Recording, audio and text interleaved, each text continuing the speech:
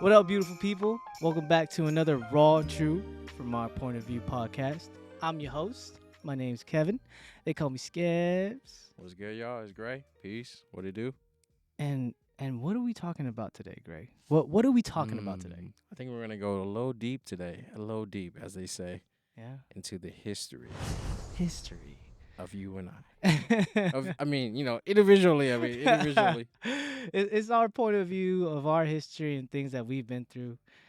I know previously that I said that this podcast was about mental health, especially for men. What we want is for this podcast to focus on mental health and for us to be advocates for men. So it doesn't matter if you're male, female, LGBTQ. And I know that we're all going through some things in life, and we want to make sure that we can be advocates for those people.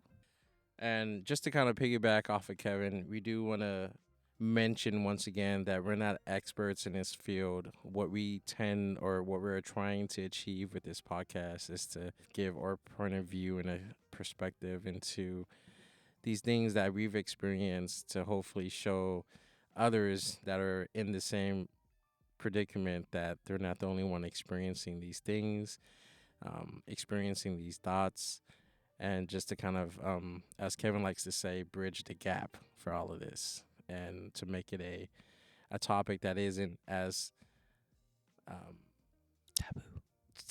taboo. I thought of that word. It was me. Taboo to talk about. We're not experts. We're not therapists. We're not counselors. We're not coaches. This is just from our perspective and things that happen in our life that we can shed some light for those out there that might find it helpful, or even if they feel like they need some courage in their lives. We want to be able to help those out there. And honestly, we've had kind words already. We've had a ton of support, which I honestly didn't think we would have, especially because this is it's taboo, like you said, and it's a sensitive subject, like we said in the previous podcast. That was such a good word I thought of. I'm sorry. sorry. Add these, okay? I Sorry. want these in there because it's really good. It shows that we can also we can talk about mental health, but it can also be something that's not so serious all the time. You know what I mean? For sure. So let's dive into the history. Let's dive into the history. How do you think your family history has impacted your mental health? That's a really great question. So one of the things that happened in my life is my parents got divorced when I was around the age of 9 or 10, and as you mentioned, how does that affect my life? And it does. It affected my life tremendously. I didn't know this until I started seeing a therapist, but there was a lot of things in that divorce that affected me mentally that I would have never thought of. You know, my mom had to raise my brother and I as a single parent. I didn't really have a solid foundation when it came to a father figure in my life, and me mentally, I thought I wasn't good enough for a good amount of my time. In life, we're not hand to hand book. We're not hand to hand book to be a mother or be a father or to how to be a son or how to be a daughter, or how to be just a person. We're not handed a handbook. We have to go through life and try to figure out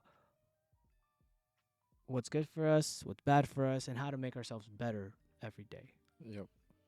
And so for me, most of my history involved not having, one, a father, but two, also not really having my mom because of the fact that she had to work graveyards. And truth be told, I didn't understand it back then. For me at least, I just felt like mom was so buried in work that she didn't have time to pay attention to me. I felt like my mom was so much more focused on, work that she didn't have enough time for me. Obviously, I understand that now. Obviously, I understand the whole entire situation of everything she had to go through. And I get it. I get it now. Before I didn't understand that. Yeah. for that topic, um, it made me open my eyes towards a lot of things that my mom had to deal with, or how she had to handle things in her life because of the fact that like she had to figure all this stuff out, especially in a foreign country that she's lived in.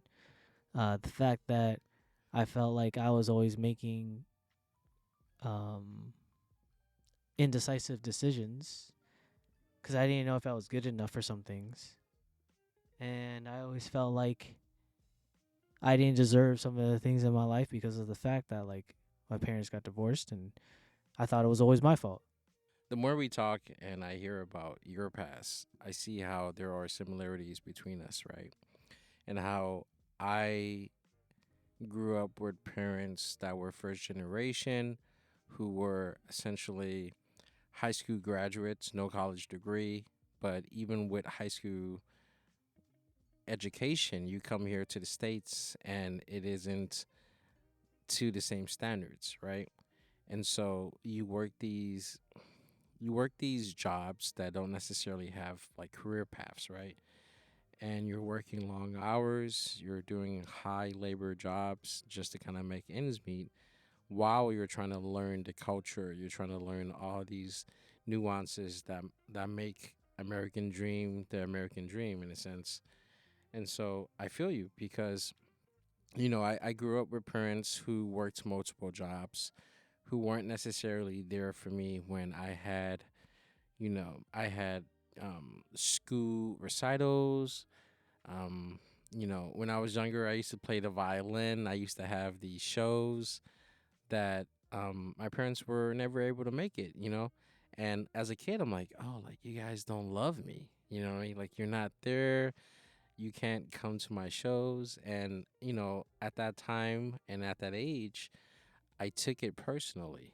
I took it as I'm not important to you to make time to come out and be a part of these things. But of course, as I've gotten older, I realized they were working multiple jobs and really just trying to make enough to support my sister and I, because I have a sister as well. But it's really interesting to hear these things, and I know there are probably a lot of people out there as well that are um, in the same boat as you and I, because for a really long time, and I know we're going to this for like a different episode, there was like a lot of resentment, right? There was a lot of internally built up hate. I know hate's a really strong word, and I don't want to use that, but there were these really strong emotions that were built up internally that were hard to distill. They were really hard to get rid of because it's human nature. It's just these things that I felt that I didn't know why, one, I was feeling, two, how to get rid of, and three, that it was really just kind of caused by myself and my understanding and perspective on these things. It can be scary. It can be scary for at least our first generation parents that came here with nothing to their name. So that means that they're probably more cautious about everything that they did in life, right? Whether it became money, whether it became how to spend their money, right? Whether it became how to go about their life, right? Because you're literally in a foreign country with no understanding of how everything is. One of the things I told myself was I wanted to be there for my son, right? I wanted to be there when he had shows. I wanted to be there when he had the most mundane, school outings and field trips. Like I wanted to make sure I was there physically, there emotionally, and there mentally. That was something that was really important to me. But I know now that wasn't something that could be given to me at that age, at that time, from my parents. And I have matured to a level where I'm able to kind of give them the benefit of a doubt and be like, I understand why now. Like I was saying earlier, I know there's a lot of people kind of in those same predicaments and kind of feel the same way. I just want to let you guys know that you're not the only one that feels like that. Us being Asian Americans, we all are a part of that cycle where you have those generational gaps that were a part of these cultural shocks, coming here with nothing in their pockets, coming here learning everything from scratch. And then, I think it's kind of evident in all cultural groups across the land where you're kind of inclusive. So you kind of stick to your own kind, and you guys kind of teach each other the things that you've learned, it being right or wrong. These are those tribal teachings. And so it's really important and that's why I feel like it's really important about what you and I are doing, because we're kind of bridging that gap, right? Where Mm-hmm. it's like we have seen it go in a cycle, and it isn't always the best outcome.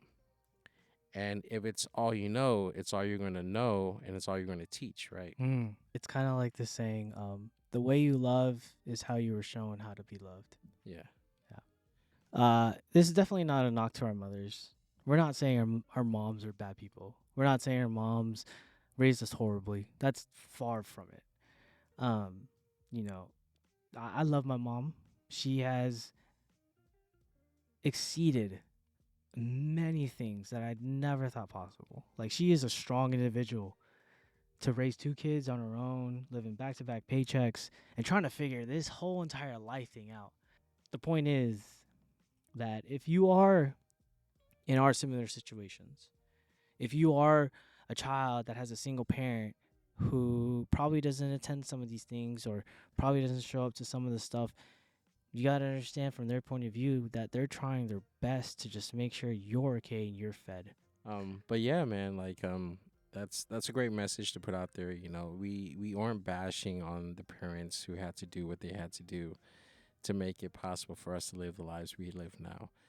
It's just, I guess what we're trying to do is show our perspective and how we have grown from the experiences, because once upon a time, starting from we were mentally affected by these things, and as we've grown older, and we've made our growth, spiritually or mentally, physically, whatever you want to call it, as we've gotten older and matured, we've kind of grown to understand the reasons why those moment in times Mhm. we can try to give to our future children, our future friends, and significant others.